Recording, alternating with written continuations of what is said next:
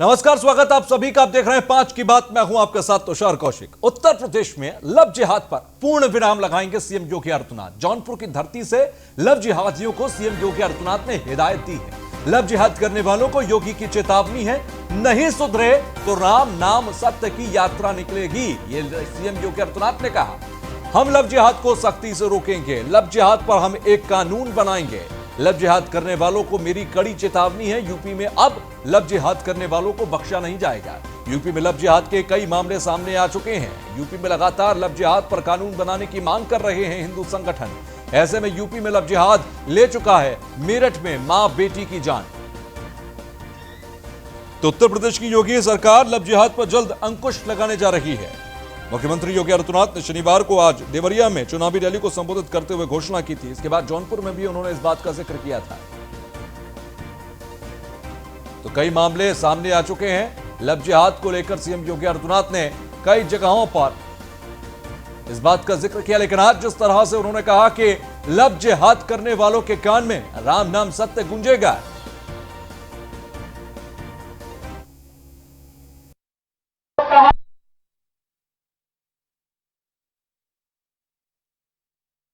वो करके दिखाया है और ये भी कहने के लिए आए हैं। कल इलाहाबाद हाईकोर्ट ने एक आदेश दिया है कि धर्म परिवर्तन के लिए शादी ब्याह के लिए धर्म परिवर्तन आवश्यक नहीं किया जाना चाहिए, इसको मान्यता नहीं मिलनी चाहिए। और इसलिए सरकार भी निर्णय ले रही है कि हम लव जिहाद को सख्ती से रोकने का कार्य करेंगे। एक प्रभावी कानून बनाएंगे। छद्मवेश में चोरी छुपे, नाम छुपा करके, स्वरूप छुपा करके जो लोग बहन बेटियों की इज्जत के साथ खिलवाड़ करते हैं, उनको पहले से मेरी चेतावनी, अगर वे सुधरे नहीं तो राम नाम सत्य है कि यात्रा अब निकलने वाली है। भाइयों बहनों, हम लोग मिशन शक्ति के कार्यक्रम को इसीलिए चला रहे हैं। मिशन शक्ति के कार्यक्रम का मतलब ये है कि हम हर बेटी को, हर बहन को सुरक्षा की गारंटी देंगे, लेकिन उस सब के बावजूद अगर किसी ने दुस्साहस किया तो ऑपरेशन शक्ति अब तैयार है। और ऑपरेशन शक्ति का उद्देश्य ही है कि हम लोग हर हाल में उनकी सुरक्षा करेंगे, बहन और बेटियों की सुरक्षा और उनके सम्मान की रक्षा करेंगे। और इसी से ऑपरेशन शक्ति के इस कार्यक्रम को आगे बढ़ाने के साथ जो हम चल रहे हैं, न्यायालय के आदेश का भी पालन होगा और बहन बेटियों का भी सम्मान होगा। तो सीएम योगी आदित्यनाथ को आपने सुना कि किस तरीके से उन्होंने एक चेतावनी दी उन तमाम लव जिहाद करने वालों को, उन तमाम लव जिहादियों को जो धर्म के आधार पर, लव जिहाद के आधार पर बहन बेटियों की न सिर्फ जिंदगी के साथ खेलते हैं बल्कि उन्हें मौत के घाट तक उतारने तक का काम करते हैं। हमारे साथ एसोसिएट एडिटर ब्रजेश श्रीवास्तव जुड़ गए न्यूज रूम से, मेरे सहयोगी है। ब्रजेश, ये उत्तर प्रदेश है जहां पर चुनाव, जहां पर सरकार जातिगत समीकरणों पर बनती है और धार्मिक आधार पर जहां ध्रुवीकरण होता है। यही वजह है कि ऐसे तमाम बड़े फैसलों को लेने से पहले तमाम बड़े नेताओं को बहुत सोचना पड़ता था। लेकिन मौजूदा सरकार अगर देखें तो ऐसे फैसलों को लेने में जरा भी गुरेज नहीं करती, ना ही कोई समीकरणों को देखती है। अब लव जिहादियों के मुद्दे पर अगर सीएम योगी आदित्यनाथ ये कहते हैं कि जो भी लव जिहाद के मामले में पड़ रहा है वो ये सोच ले कि राम नाम सत्य है कि गूंज उठेगी, किस तरीके की इच्छा शक्ति मानते हैं मौजूदा सरकार में? देखिए तुषार, सबसे बड़ी बात यह है कि तुष्टीकरण की सियासत ने उत्तर प्रदेश में अब तक अगर देखा जाए तो जिस तरीके से, चाहे वो लव जिहाद रहा हो या धार्मिक उन्माद रहा हो, सांप्रदायिक तनाव रहा हो, वो तमाम ऐसे आपको प्रकरण देखने को मिले जहां पर जो है सांप्रदायिक लकीरें खींचती नजर आई। लेकिन इस बार जब योगी सरकार जब से सत्ता में आई है तब से उसने साफ तौर पर मुखर तरीके से इस पर न सिर्फ अपनी राय रखी है बल्कि एक लकीर भी खींच दी और ये साफ तौर पर बता दिया है कि देखिए, चाहे वो लव जिहाद का जो करंट मसला है, लव जिहाद को लेकर मुख्यमंत्री योगी आदित्यनाथ ने पहले भी संकेत दिए थे कि वो एक कड़ा कानून बनाने जा रहे हैं जो लव जिहाद को लेकर के जो है काम करेगा और खास करके उन तमाम षड्यंत्रकारी ताकतों को जो प्रायोजित तरीके से लव जिहाद के जरिए जो है लड़कियों को गुमराह कर रहे हैं, उनको मौत के मुहाने तक ले जा रहे हैं। एक बार फिर मुख्यमंत्री योगी आदित्यनाथ ने प्रतिबद्धता जता दी, वो भी ऐसे वक्त पर जब उपचुनाव चल रहा है। और यहां पर उन्होंने साफ तौर पर कह दिया कि देखिए, लव जिहाद करने वाले लोगों की राम नाम सत्य तय है। तो ये भले ही एक विवादित बयान के तौर पर माना जाए, लेकिन ये सरकार की प्रतिबद्धता को भी दर्शाता है कि लव जिहाद को लेकर हाईकोर्ट ने भी साफ तौर पर कहा, हाईकोर्ट की भी तात्कालिक टिप्पणी जिसमें उन्होंने कहा कि केवल शादी के लिए धर्मांतरण कहीं से भी ना तो जो है धर्म संगत है और ना ही कहीं जायज है। ये पूरी तरीके से ब्रजेश लौट रहा हूं आपके पास, मैं आपके पास लौट रहा हूं, क्योंकि जब लव जिहाद का जिक्र होता है तो हमें तमाम पक्षों को भी सुनना बहुत जरूरी हो जाता है। हिंदू धर्मगुरु हमारे साथ चेतनानंद जी जुड़ गए हैं फोन लाइन पर। चेतनानंद जी, बहुत बहुत स्वागत। जी जी चेतनानंद जी, सीधा सवाल मेरा ये है, जब लव जिहाद की बात होती है और ऐसे में अगर प्रदेश के मुखिया इस बात को कहते हैं कि लव जिहाद करने वालों के लिए ये चेतावनी है कि या तो लव जिहाद को रोक दे, नहीं तो कानून बनाकर हम राम नाम सत्य है कि यात्रा निकालेंगे, किस तरीके का रिएक्शन होता है आपका? नहीं, देखिए, इसमें कोई तो राय नहीं है। जो बीजेपी की सरकार है उसका एक प्रमुख मुद्दा लव जिहाद था, और हमारी बेटियों को ऑर्गेनाइज क्राइम, एक ही ऑर्गेनाइज क्राइम है और एक स्ट्रेटेजी के तहत लगातार एक बहुत बाढ़ आ गई है लव जिहाद के मामलों की। अभी हरियाणा का जो मामला है वो हम सबके सामने है। एक बेटी जो इनकार करती है जाने से, उसे सरेआम सड़क पे गोली मार दी जाती है। तो या तो आप कानून बनाइए, हमने आपको सत्ता में इसलिए बैठाया था कि हमारी बेटियों की सुरक्षा हो सकेगी, लेकिन अगर आज भी हम वही चीजें झेल रहे हैं तो हम मजबूरन, हमें सड़क पे उतरना पड़ेगा, हमारी मजबूरी है ये। बिल्कुल, लेकिन चेतना जी, आपको लगता है कि मौजूदा सरकार में वो इच्छा शक्ति है? क्योंकि तमाम पार्टियों से हम उम्मीद करें, ये थोड़ा बेईमानी से लगता है। कोई दूसरी सरकार होती तो कई बार धार्मिक और जातिगत समीकरणों के चक्कर में पड़कर इस मुद्दे को भुला बैठती, लेकिन मौजूदा सरकार क्योंकि शुरुआत से ही लव जिहाद के मामले पर बहुत मुखर रही है, तो इस सरकार से आप उम्मीद कर सकती हैं कि क्या ऐसे एक ऐसा कड़ा कानून बनकर आएगा? जैसा ट्रिपल तलाक का मुद्दा था, कोई भी पार्टी छूने से डरती थी, लेकिन कानून बना। लव जिहाद को लेकर उम्मीद है? जी बिल्कुल उम्मीद है, और इस सरकार से बहुत उम्मीदें हैं। बहुत सारे ऐसे कानून बने हैं, जैसे सीएए का कानून बना और 370 हटी 35 से हटा, तो बहुत सारी ऐसी चीजें हैं जो सरकार ने की है। और हम अपने लोगों से उम्मीद करते हैं कि हमारी बेटियों की सुरक्षा इस सत्ता के हाथ में है, क्योंकि उन्होंने ये प्रण किया था समय आने से पहले कि हम आपको एश्योर करते हैं कि सनातनियों की बेटियों की तरफ कोई आंख उठाकर नहीं देखेगा। तो एक कानून बनेगा, इसको हमें उम्मीद है, और नहीं बनेगा तो हम स्वतंत्र हैं सड़कों पर उतरने के लिए। ठीक है, चेतना जी, मैं आपके पास लौटता हूं। ब्रजेश, एक बात और समझना बहुत जरूरी है कि जिस इच्छा शक्ति का हम जिक्र कर रहे हैं, कानून बना देने से क्या लव जिहाद रुक जाएगा? ये भी एक महत्वपूर्ण सवाल हम साथ में पूछ रहे हैं, क्योंकि ये एक आदतन है और लगातार आदतन से ज्यादा एक षड्यंत्र है, जो कि तमाम ताकतें इसके पीछे देखी जाती रही। ना सिर्फ आंतरिक ताकतें, कई बार बाहरी ताकतें भी इसमें इन्वॉल्व होती हैं। तो ये कानून के साथ साथ यहाँ पर आपको अब एक बड़े स्तर पर भी सामने आना होगा, चाहे वो एक मॉरल लेवल पर आप आने वाली पीढ़ियों को शिक्षा दें, या हम बाहरी ताकतों के जरिए जो पूरा षड्यंत्र रचा जाता है उस पर भी रोक लगाने की कोशिश करें। देखिए तुषार, सबसे बड़ी बात यह है कि इसको कानूनी जमा पहनाने के बाद इसमें कमी जरूर आएगी। 3 तलाक के मुद्दों को लेकर के भी सवाल इसी तरीके से उठ रहे थे कि क्या 3 तलाक का कानून बन जाने के बाद क्या 3 तलाक में रोक लग जाएगी? तो आप देखिए 90% तक 3 तलाक के मामलों में रोकथाम हो गई है, महज 10% इक्का दुक्का मामले ही सामने आ रहे हैं। बिल्कुल, सबसे बड़ी बात यह है कि जो जिस तरह के संकेत मुख्यमंत्री की तरफ से लगातार दिए जा रहे हैं, और हाईकोर्ट ने उस लाइन को आगे बढ़ा दिया। आप जरा उसको गौर से सुनिए। मैं इस पहलू पर आपसे बात करूंगा ब्रजेश, मैं हाईकोर्ट के पहलू पर बात करूंगा, क्योंकि हमारे साथ मुस्लिम धर्मगुरु जुड़ गए हैं, मौलाना यूसुफ अब्बास, उनका भी रिएक्शन पहले ले लेते हैं। अब्बास साहब, बहुत बहुत स्वागत आपका। जी शुक्रिया, बहुत बहुत शुक्रिया। यूसुफ साहब, जिस तरीके से योगी आदित्यनाथ ने कहा और उनका यह कहना है कि लव जिहाद को रोकने के लिए हम कानून लेकर आएंगे, क्या आप कानून का स्वागत करते हैं? देखिए जहां तक के मामला यह है कि जब लव जिहाद नाम दिया गया है जी, एक तो मेरा नाम मौलाना यासूब अब्बास है, यूसुफ अब्बास नहीं है। माफी चाहूंगा, आपका नाम।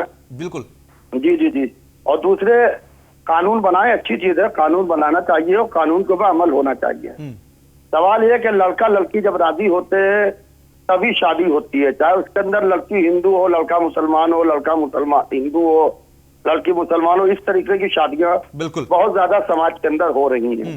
मगर इसको कोई भी नाम दे दिया जाए, आज तो जाहिर बात है इसकी होड़ लगी हुई है और कानून बनना चाहिए। मैं मौलाना कानून साहब, बनने के परहेज इस खिलाफ बात से नहीं तो हूं। है ही नहीं कि दो अलग अलग धर्म के लोग शादी करते हैं। परहेज तो इस बात से है कि अपना धर्म छिपाकर शादी की जाए और उसके बाद जबरन दूसरे अपने पार्टनर का धर्म बदलवाने की कोशिश की जाए। ये जब नहीं, जिहाद वो गलत है, वो गलत है। उसका तो हम लोगों ने पूरी तरीके से अपोज करते हैं, उसको हम लोग पूरी तरीके से विरोध करते हैं। लेकिन ऐसे और मामले देखिए, सामने जहां तक क्यों आ अभी रहे हैं? 3 तलाक की बात, 3 मौलाना तलाक साहब, की ऐसे बात मैं मामले सुन रहा सामने था। क्यों आ रहे हैं? क्या 3 तालीम तलाक में के कोई मामले को खोट है? आलिया शिया मसला बोर्ड ने सबसे पहले उठाया। मौलाना और हम साहब, लोगों ने ऐसे पूरा मामले समर्थन सामने किया क्यों आ भारत रहे हैं? क्या सरकार का। तालीम में कोई खोट है या कहीं पर कोई षड्यंत्र बड़ी ताकतें रच रही हैं?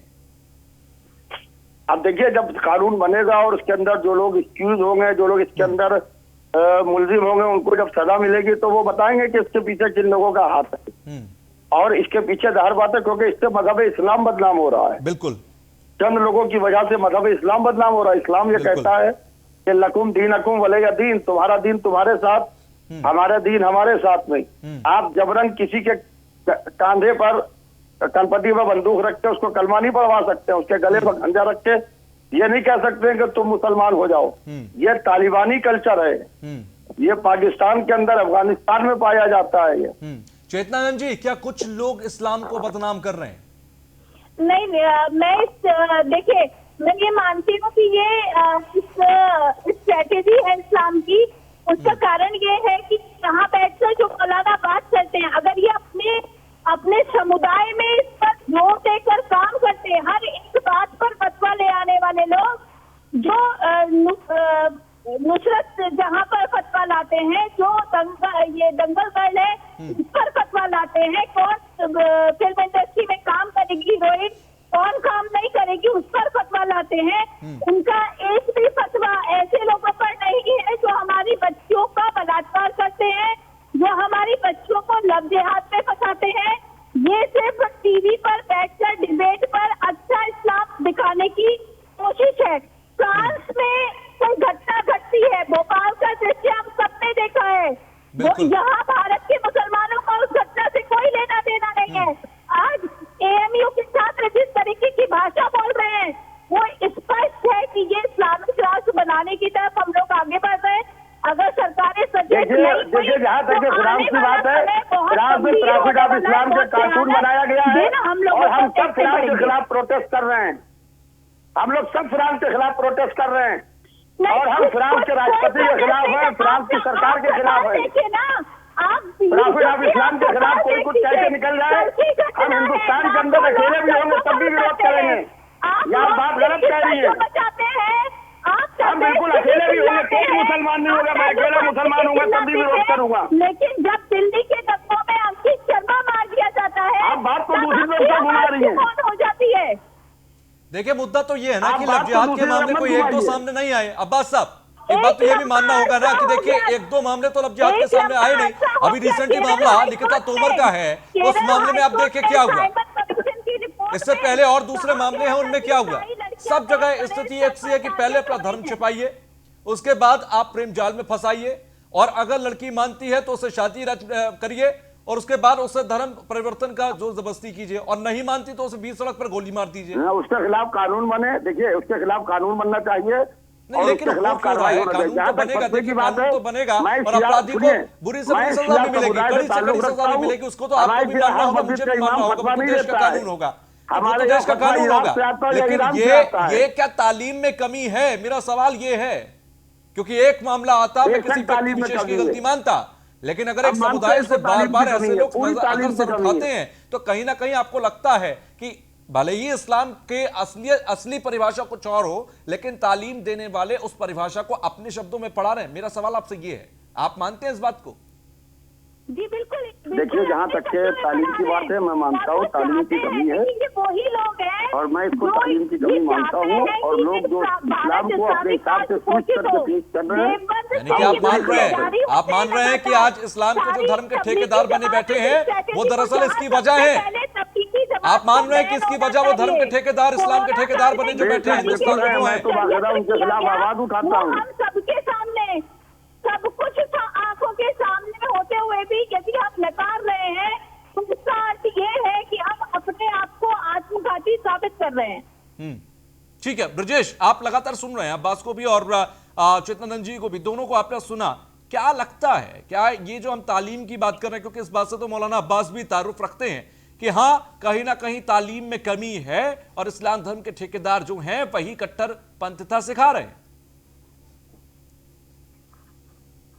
इस्लाम की करें या अध्यात्म की करें, कोई भी धर्म कभी नहीं सिखाता कि आप जबरन किसी का धर्मांतरण कराइए, बिल्कुल। अपने धर्म को छिपा करके दूसरे धर्म को जो है आप मानने को मजबूर कीजिए, बिल्कुल कोई नहीं सिखाता। हाई कोर्ट ने भी इसी तरफ इशारा किया कि केवल शादी के लिए धर्मांतरण करवाना ये गैर इस्लामिक है। इस्लाम भी ये नहीं कहता, कुरान की आयतों में भी कहीं पर ये नहीं लिखा हुआ। अगर ऐसा नहीं है तब भला क्यों नहीं पूरा इसकी बाकायदा मजम्मत होती है, बाकायदा क्यों नहीं इस्लामिक जो धर्म गुरु हैं वो निकल के सामने आते हैं और कहते हैं कि जो भी अगर इस तरह के कृत्य करता है तो उसको हम इस्लाम से ही बाहर कर देंगे। क्यों नहीं मुखरता के साथ ये बात की जाती? अगर ये बात मुखरता के साथ आएगी तो कल अगर कोई व्यक्ति ऐसी जुर्रत भी कर रहा है करने की तो वो उससे गुरेज करेगा जो है। तो कहीं ना कहीं इसको लेकर के 2 कदम आगे जाकर के धर्म गुरुओं को जिम्मेदारी निभानी होगी, तभी इस तरह की जो कुरीतियां हैं, तभी इस तरह के जो कुकृत्य हैं उनमें रोकथाम लग पाएगी। अन्यथा इसी तरह सियासी मुद्दा बनता रहेगा, सियासी मसौदा बनता रहेगा और प्रत्यारोप का ये मुद्दा बनकर रह जाएगा। लेकिन कानून की बहुत जरूरत है और सीएम योगी आदित्यनाथ ने आज जो कहा, कहीं ना कहीं सरकार की इच्छा शक्ति ने ये तो बता दिया कि आने वाले समय में लव जिहाद को भी रोका जा सकेगा, जैसे ट्रिपल तलाक पर सर्जिकल स्ट्राइक मोदी सरकार ने किया। बहुत बहुत शुक्रिया मौलाना अब्बास हमसे जुड़ने के लिए, चित्तरंजन आपका भी बहुत बहुत शुक्रिया और ब्रजेश आपका भी बहुत बहुत शुक्रिया हमसे जुड़ने के लिए। एक छोटा सा ब्रेक यहां पर ले रहे हैं, ब्रेक के बाद फौरन लौटेंगे।